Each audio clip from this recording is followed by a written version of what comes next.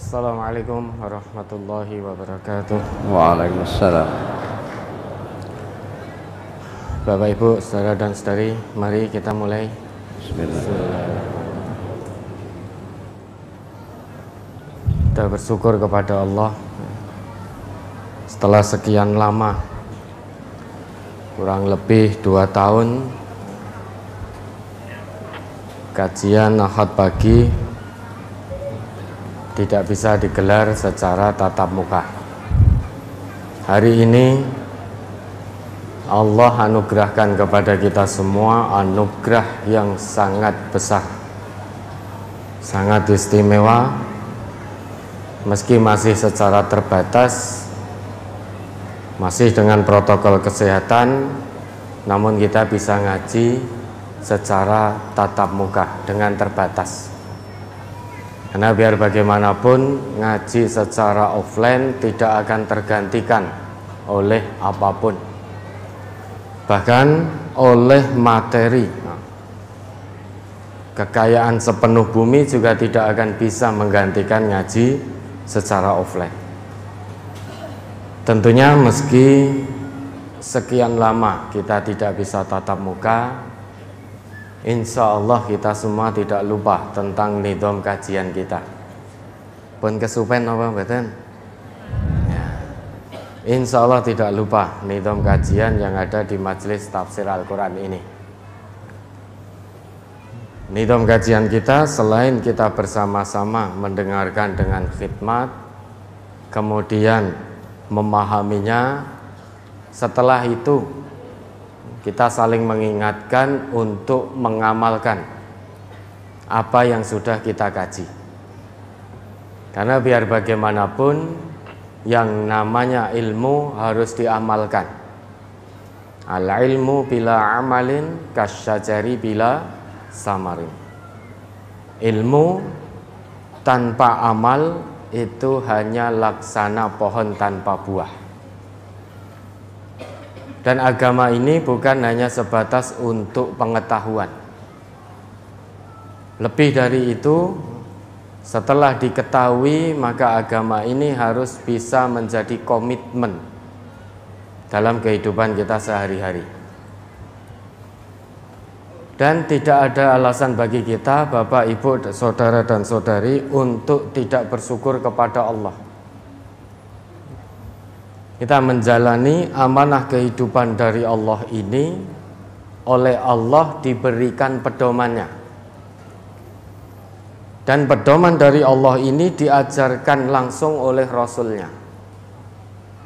Sedangkan kita tahu menurut ketetapan Allah, ayatnya insya Allah sudah hafal semua. Al-Isra ayat 9. Bahwa pedoman dari Allah ini akan mengantarkan kita menuju jalan yang paling lurus, sehingga tidak ada bengkok. La ya'tihil batil min baini yadayhi wala min khalfih. Ini pedoman yang akan mengantar kita ke jalan yang paling lurus. Tidak ada jalan selain apa yang Allah turunkan yang bisa mengantarkan kita, menuntun kita menuju jalan Allah yang lurus. Tidak ada jalan lain. Tidak ada salahnya diingat kembali itu, Ustaz, sebelum kita jawab pertanyaan yang sudah masuk. Al-Isra ayat 9. Surat Al-Isra nomor surat 17 ayat 9. A'udzu billahi minasyaitonir rajim. Inna hadzal qur'ana yahdi lillati hiya aqwam wa yubashshirul mu'minina alladzina ya'maluna sholihati anna lahum ajran kabira. Satu ayat lagi. Wa annal ladzina la yu'minuna bil akhirati a'tadna lahum 'adzaban alima. Sesungguhnya Al-Quran ini memberikan petunjuk kepada jalan yang lebih lurus dan memberi kabar gembira kepada orang-orang mukmin yang mengerjakan amal soleh, bahwa bagi mereka ada pahala yang besar. Dan sesungguhnya orang-orang yang tidak beriman kepada kehidupan akhirat, kami sediakan bagi mereka azab yang pedih. Dalam ayat ini Allah menegaskan, inna hadzal Qur'an, sungguh, kata Allah begitu. Allah mengatakan sungguh Quran ini yahdi lillati hiya aqwam, menunjukkan pada kita semua atau siapapun yang mengikuti Al-Quran kepada jalan yang paling lurus. Selain itu, kata Allah, Quran ini juga akan menjadi kabar gembira, membawa berita gembira. Bagi siapa? Wa yubasyirul mu'minina alladzina ya'malunas sholihat anna lahum ajrun kabira. Quran ini sebagai kabar gembira, berita gembira bagi orang-orang yang beriman kepada Allah. Dan imannya dibuktikan dengan amal soleh. Sehingga tidak cukup hanya ngaku iman di lisan tanpa pembuktian. Kalau kita ngaku beriman kepada Allah, lisan kita mengikrarkan itu, maka kalau ingin mendapatkan kabar berita, kabar gembira yang datang melalui Al-Quran, yaitu pahala yang besar di sisi Allah, iman kita harus dibuktikan dengan amal soleh. Sehingga kesimpulannya, pengetahuan saja tanpa amal soleh tidak cukup. Pengakuan iman saja, sekalipun lisan kita senantiasa terbasahi oleh kalimat amantu billah, aku beriman kepada Allah, namun tidak dibuktikan dengan amal soleh, maka pengakuan imannya sia-sia. Karena iman butuh pembuktian.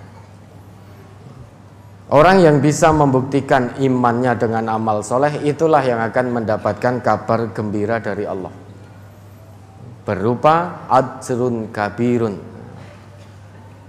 pahala yang besar. Pahala yang besar di sisi Allah. Dunianya selamat, akhiratnya selamat dalam kebahagiaan yang abadi. Ini yang tidak didapati oleh orang-orang di luar Islam, oleh orang-orang yang tidak beriman kepada Allah. Makanya kita bersyukur sekali, hati kita digerakkan oleh Allah, diringankan oleh Allah, menjalani amanah kehidupan dari Allah ini di bawah bimbingan, di bawah naungan Al-Quran. Silahkan kalau mau mencari jalan selain Al-Quran.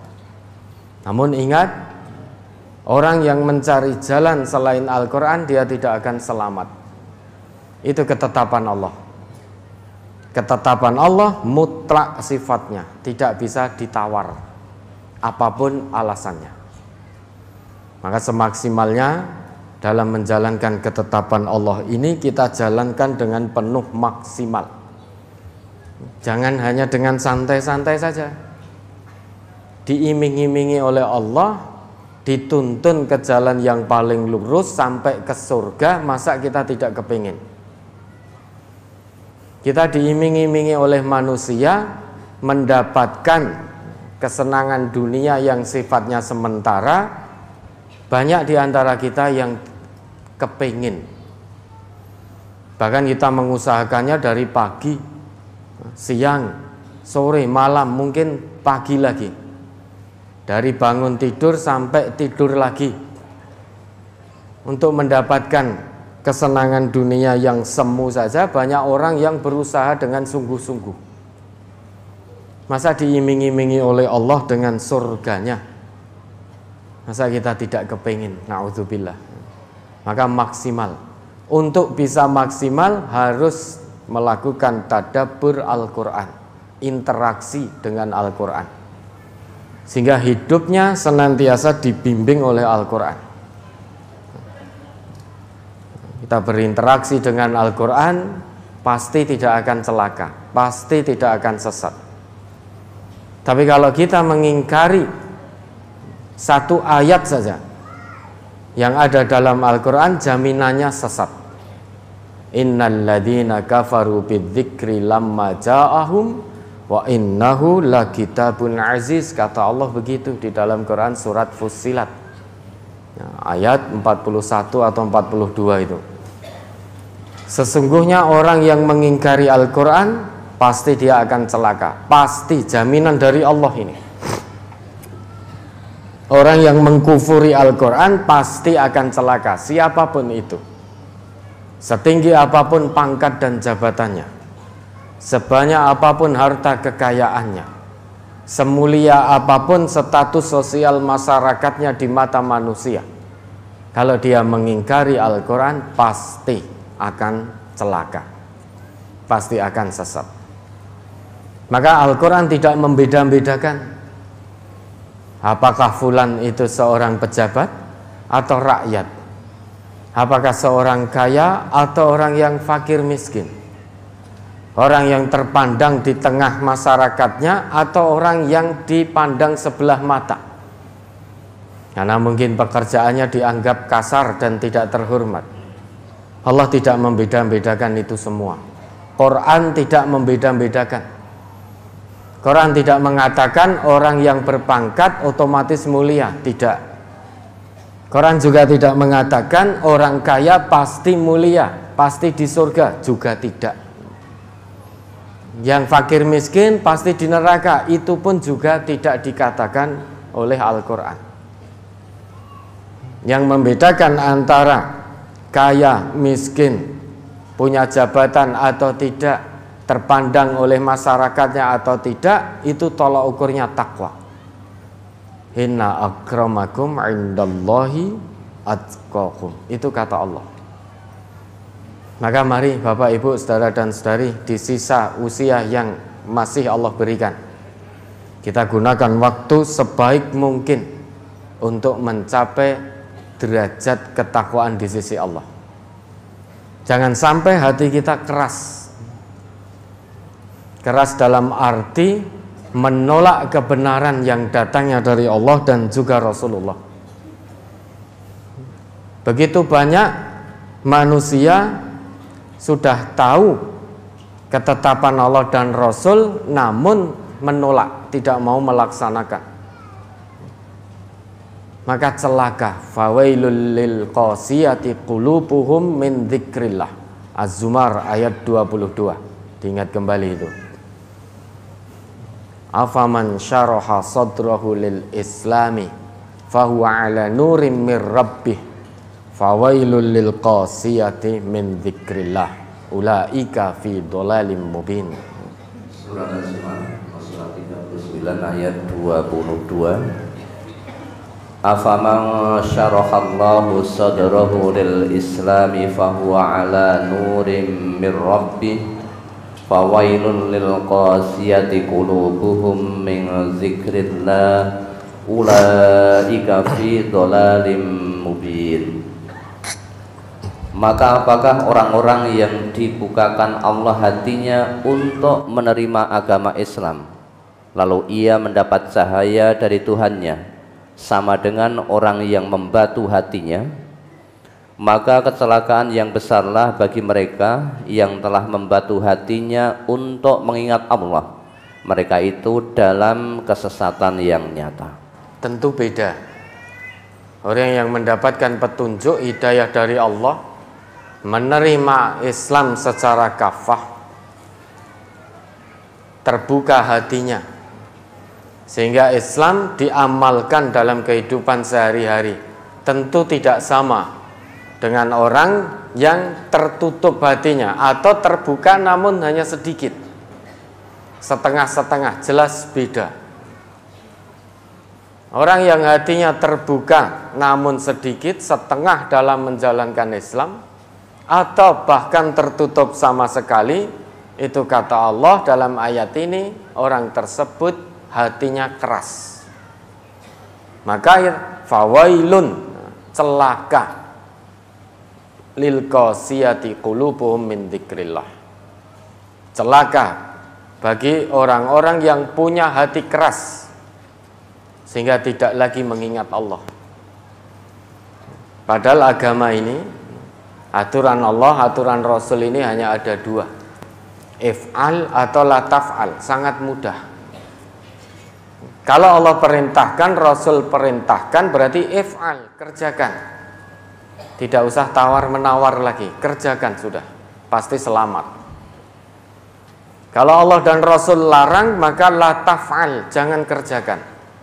Karena kalau kita mengerjakan larangan Allah, larangan Rasul, pasti celaka. Namun demikian, Allah sudah tunjukkan dua jalan. Wa hadainahun najdain. Kami tunjukkan dua jalan, jalan ke surga yang dipenuhi dengan hal-hal yang membosankan, jalan ke neraka yang dipenuhi dengan hal-hal yang menyenangkan, cocok dengan hawa nafsu. Allah juga sudah utus Rasulnya, sehingga kita sudah tahu mana jalan ke surga, meski membosankan, namun itu harus kita tempuh. Ngaji ini bagi hati yang keras membosankan, duduk berjam-jam. Duduk berjam-jam tanpa mendapatkan apapun. Suguhane ora entuk ngono. Jangan kan mboten entuk suguhan niki, sangu dewi. Bawa sendiri, buang sampah sembarangan ndak boleh, harus masuk ke dalam tasnya masing-masing sampahnya. Ini kan hal yang membosankan. Jangan kesini juga tidak diundang, saya kesini juga tidak ada yang undang. Tetapi kita semua datang karena ikhlas mengharap ridha Allah. Kita butuh Allah, bukan Allah yang butuh kita. Maka kita datang. Segala daya upaya kita lakukan. Mulai persiapan secara fisik, persiapan sangunya, dan lain sebagainya. Lakukan safar ke tempat ini juga butuh biaya. Sampai di sini orang entuk ngantuk. Coba. Iya toh? Enggak boleh ngantuk. Namun ada pula yang ngantuk. Kayak didongengke. Gitu. Itu semua kita lakukan demi apa coba? Kalau bukan mengharap ridha Allah. Kalau bukan karena hati kita tergerak menyadari ini kewajiban kita kepada Allah. Kalau nuruti hawa nafsu, lebih baik kita di rumah. Apalagi harinya hari Ahad, hari keluarga, family time. Hari keluarga. Dari Senin sampai Sabtu panjenengan bermaisah. Hari Ahad saatnya bercengkrama, melepas penat dari pekerjaan. Lah kok kon ngaji? Datang ke sini, dibawa anaknya. Anaknya cilik ya ora seneng, mesti dina Minggu dijak ngaji. Ini untuk apa coba kalau kita tidak butuh kepada Allah?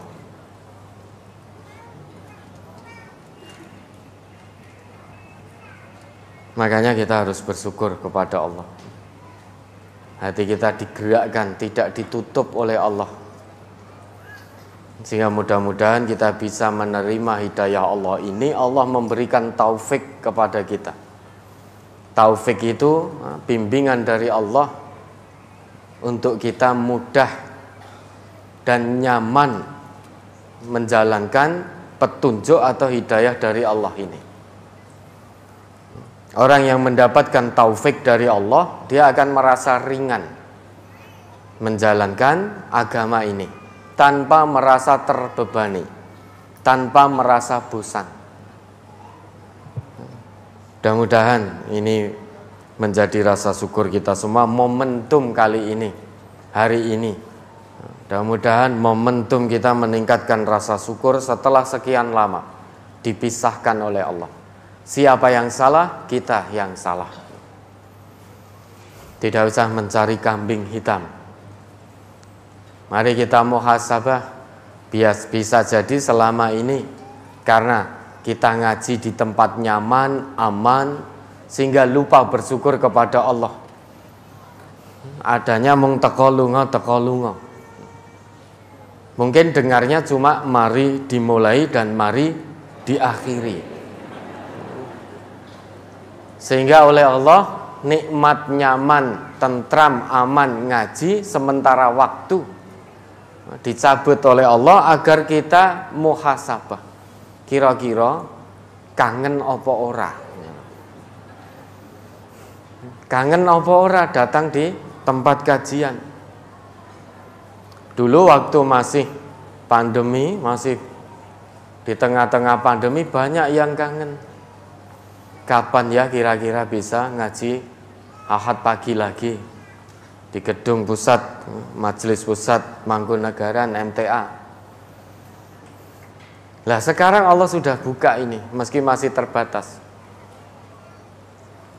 Mungkin ya jadi males. Oh, kondisi sudah aman, sudah lumayan aman, kajian sudah dibuka. Dulu sebelum pandemi ya jarang datang, ketika pandemi pengen datang, ketika sekarang level 1 tidak mau datang lagi. Ya, insya Allah ini tidak terjadi di panjenengan, di kita semua. Semuanya ikhlas karena Allah, kita butuh karena Allah. Ya, mudah-mudahan Allah meridhai ini sebagai muqaddimah. Oke, untuk berikutnya mari ya. Kalau ada pertanyaan, Ustaz Ghazali, mari kita jawab pertanyaan-pertanyaan yang sudah masuk. Karena pertanyaan ini sangat numpuk. Panjenengan di rumah dengan sare pegang HP tanya ke sini. Ya. Tanya, sedang makan tanya, Mas tinggal WA gitu saja dikirimkan, numpuk ini pertanyaan. Oke, mari Ustaz lanjutkan.